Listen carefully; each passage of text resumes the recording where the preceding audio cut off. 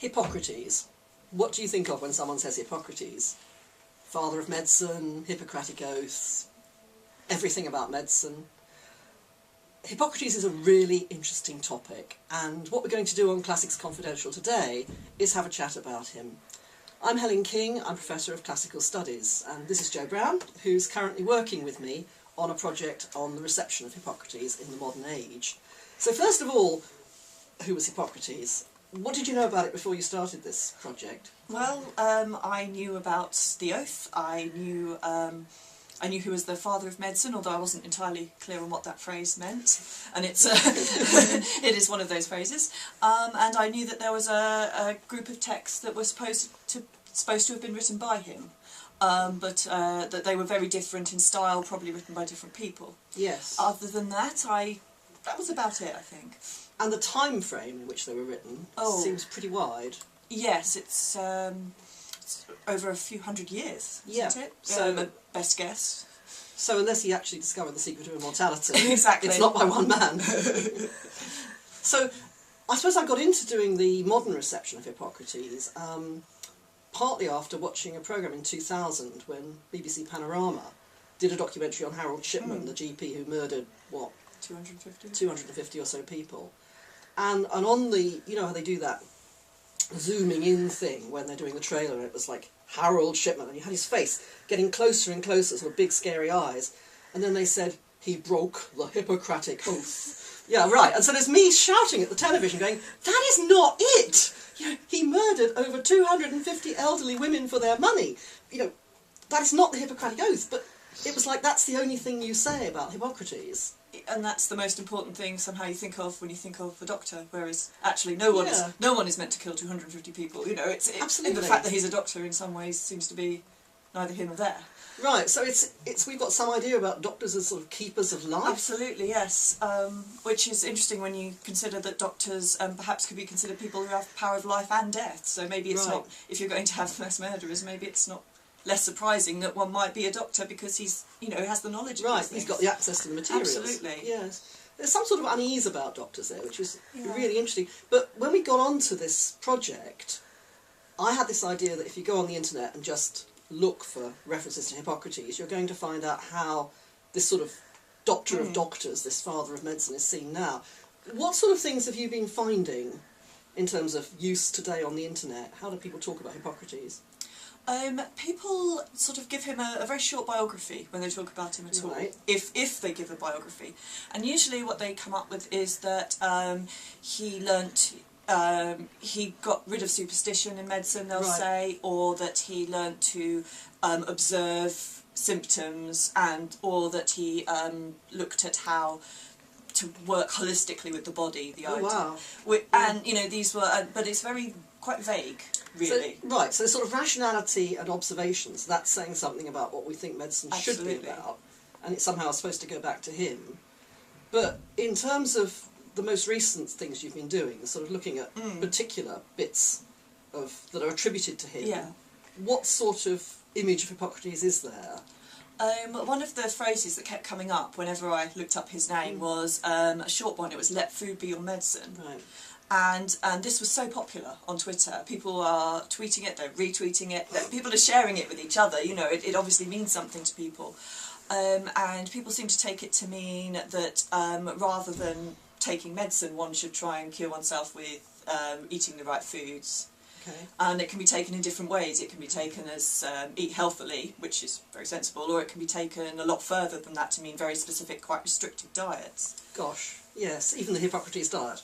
Even the Hippocrates Diet, yes, and the Hippocrates soup.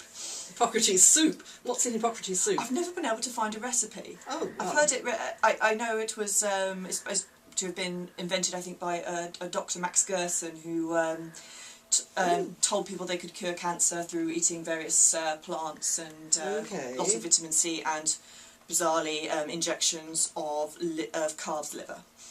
Okay. He's still got a very big following. It's bizarre. It's truly bizarre. So there's actually a diet which has nothing to do with Hippocrates. Yes. Because Hippocrates' comments on food do not include. Apparently, this one, let food be thy medicine. What I've read is that Gerson got his recipe from the Hippocratic texts for this soup. Oh. So maybe there is some point at which there probably is a point where Hippocrates says, you know, for this, take soup, take this soup made of barley and what have you. Because there are loads of soups in the Hippocratic Corpus, because diet is really important in the Hippocratic Corpus. Yeah. But there's not a sort of particular thing you have to take for everything, or even for one disease. In fact, he's always saying, you know, if you're of this constitution, you want to take this, and you want to avoid this. It's you know, take this, but not if you're like this. And so many messages. So actually, it's much more about specific diets for specific individuals in Hippocratic medicine, and yet in modern ideas, it's completely different. Well, I feel that in the way that the Hippocratic Oath is taken to define the medical profession, and the medical profession often do use it, you know, when talking about themselves. So that's their sort of professional definition. And if you like, other methods that are not generally accepted may use Hippocratic phrases or phrases they believe to be Hippocratic to give them their authority.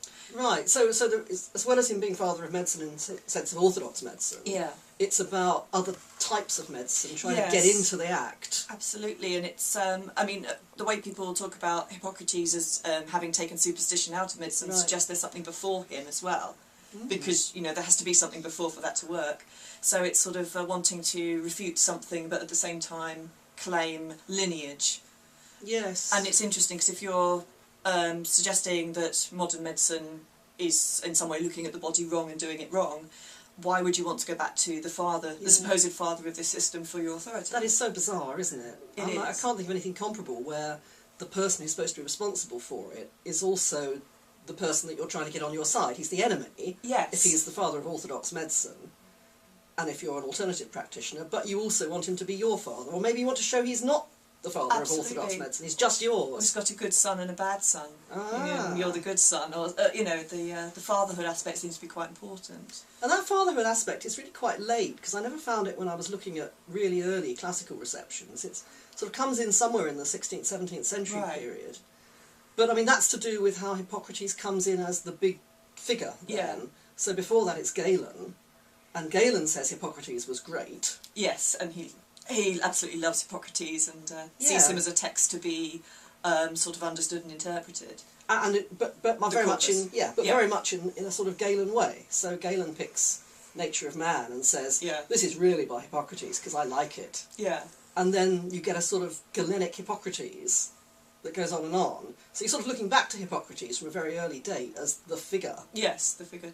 But Galen is nevertheless the lens that you read him through, but that changes 16th, 17th century.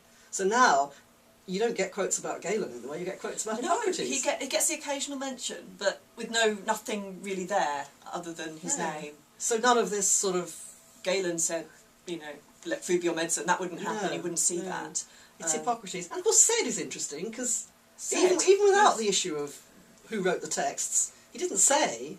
Well, I always wonder what people, because they do say, they will always say Hippocrates said, you know, this, and you always think, well, how did he say it? Are they depicting him sort of talking to a patient, or talking to his peers, or telling someone off, or, you know, was he in the agora one day and just announced it out loud to himself? Thought, I must note this down later. That's very clever. Weird. Yeah. So really, what we're saying here is there is a new image of Hippocrates coming. Is. And you're saying he's being tweeted, this... It's not the only thing. There's lots of phrases that are either ascribed to him, and usually I can trace back roughly where they're from in terms of the Hippocratic Corpus, the texts. But often the translation issue is quite thorny. Yes. That it's a very specific interpretation and translation of one line. Right. That in context might say something very different. Because the whole Twitter phenomenon is really interesting there, that you get something you like, and you just retweet. You don't think about what it is or anything. You might not even read it that well, but you retweet, and it goes round and round and round. Yes. And it's funny to hear that something like this. Well, a quote is quite an interesting concept in itself, because it's sort of it lacks any context. It lacks a greater text from which it's a part. People don't seem to have that idea that this is one thing Hippocrates said, and he said it before he said this and after he said this. Completely out of context. Absolutely, and they don't seem to be aware of the fact that there is a body of texts that are supposedly written by Hippocrates. And that's what makes this so fascinating to me, that this purely verbal model of the doctor, maybe in the way the doctor, you know, if you go to the doctor, he talks to you, you know, he doesn't write to you. I don't know if that has anything to do with it. But, it's very bizarre. Well, thank you. I mean, I think there's so much more that Yes. you need to do on this project. I need to keep going. You need to keep going, exactly. So we probably shouldn't keep you any longer, but let you go off and do some more of it.